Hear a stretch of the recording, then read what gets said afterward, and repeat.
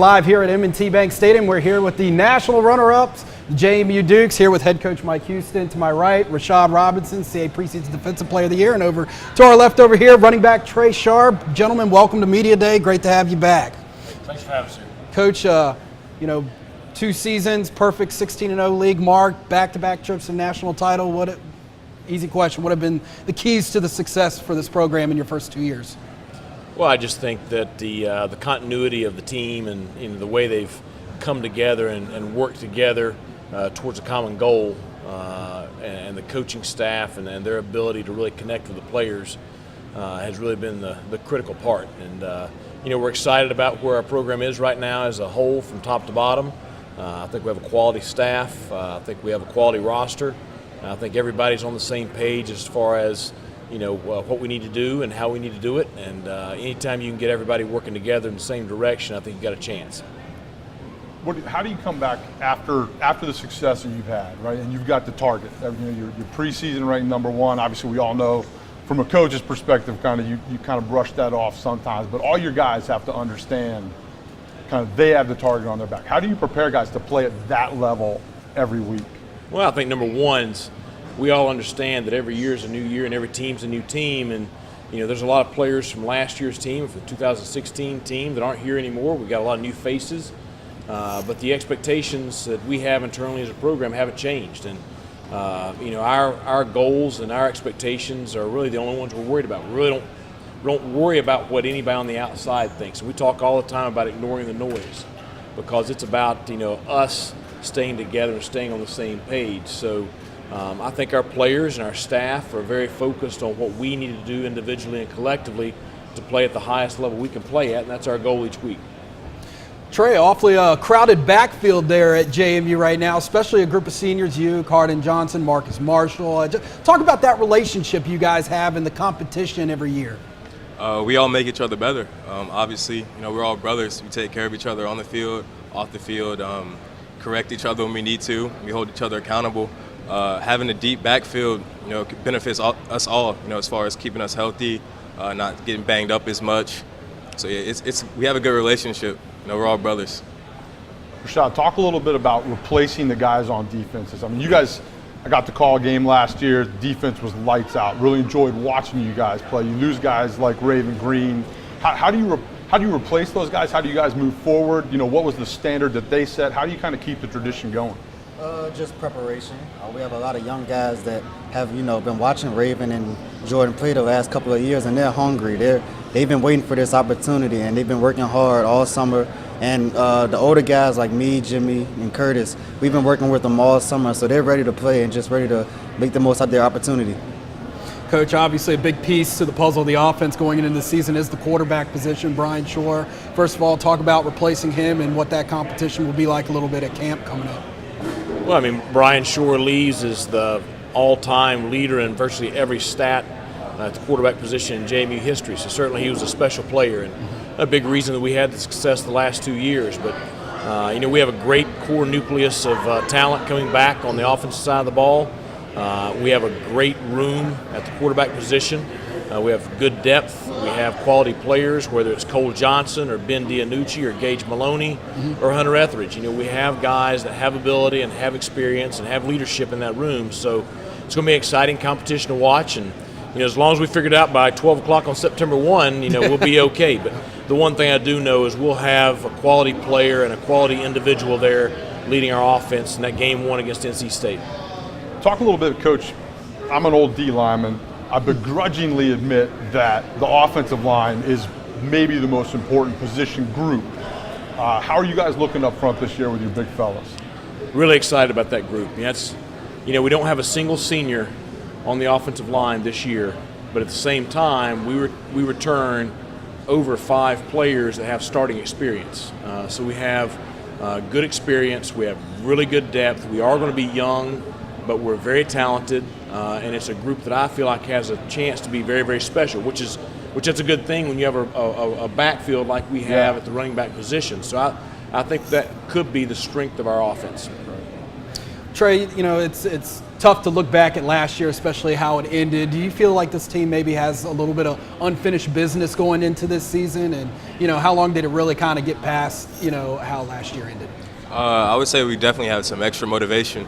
But like Coach said, our process doesn't really change. We're not listening to, things that are outside of our football team too much. And we really just take it within ourselves. And, we put that on the grind during summer workouts. So I would say, yeah, we definitely have some extra motivation, but we don't let it bother us too much as far as affecting our preparation or our expectations. Rashad, tell me a little bit about what you like about training camp.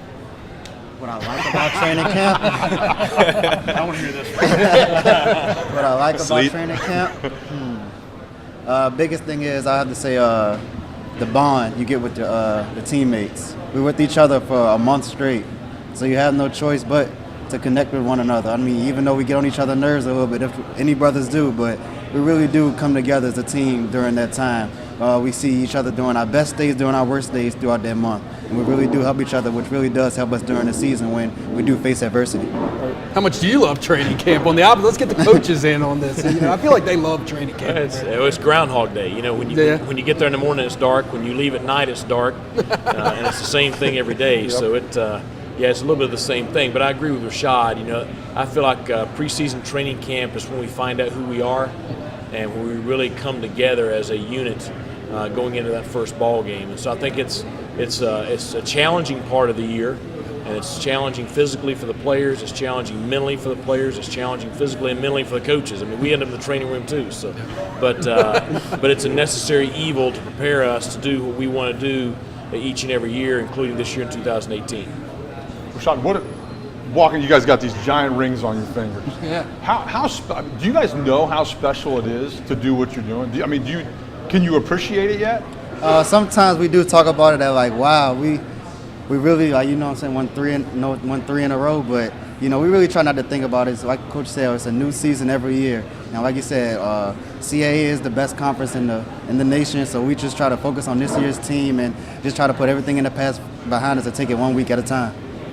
Trai, you guys open up on the road at NC State, a nationally televised game. Obviously, everybody knows what you guys did last year, week one, going down to East Carolina and really controlling that game from start to finish. Once again, how excited are you to go and play against that level of competition here to start off week one? And, what do you guys expect when you head down to Raleigh? We're excited. We look forward to going down there and playing football, like we did last year, the first game of the season.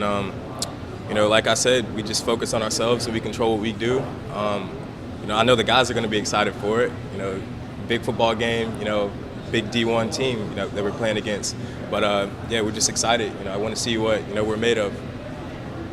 Coach, when you guys are going through camp, because camp's a little different now, what are the advantages to not having 5 weeks of 2 days in a row like they used to be? Well, I think it puts a greater importance on the time that you are on the field. The practices have to be.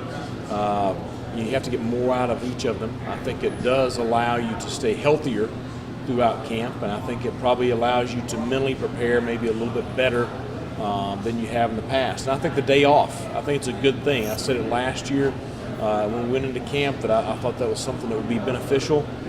So I'm glad it's a rule now, because now it's something that you have to put in there, and I think that gives everybody just a day to catch their breath a little bit, from the grind.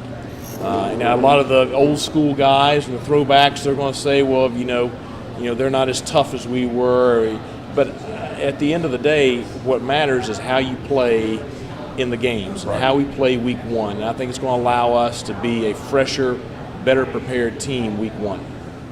Trai, talk about playing in front of JMU Nation as this fan base just kind of really continues to grow larger and larger every year. It's amazing.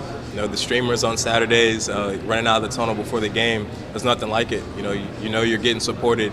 Every time you step on the field wearing the purple and gold. It's kind of sad to think about. There's the last few times we're going to get to play in that stadium. Do the dog walk, interact with fans at like Duke Day, Meet the Dukes Day.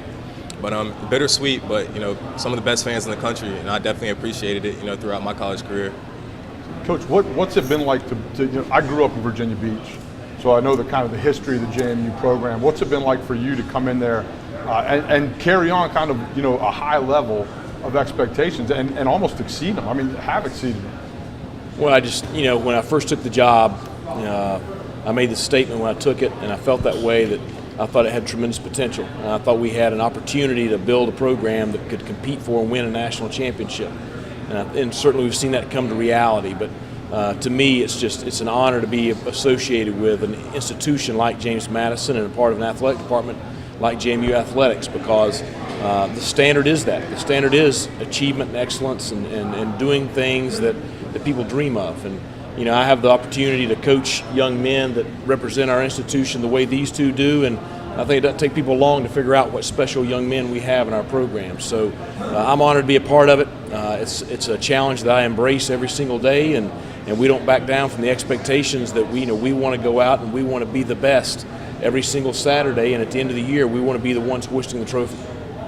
Well, Coach, Trai, Rashad, thank you so much for joining us on the air. Right Appreciate now, it. obviously, you didn't get the memo. You're not supposed to outdress the hosts on the show. You're making me and Brandon, man, look at this. Is amazing. That's sharp man. right It's there. looking sharp. I like Good luck it. this season. Stay healthy. We look forward to seeing the Dukes on the field September the 1st against NC State on ESPNU. Appreciate it. Go Dukes! Thanks.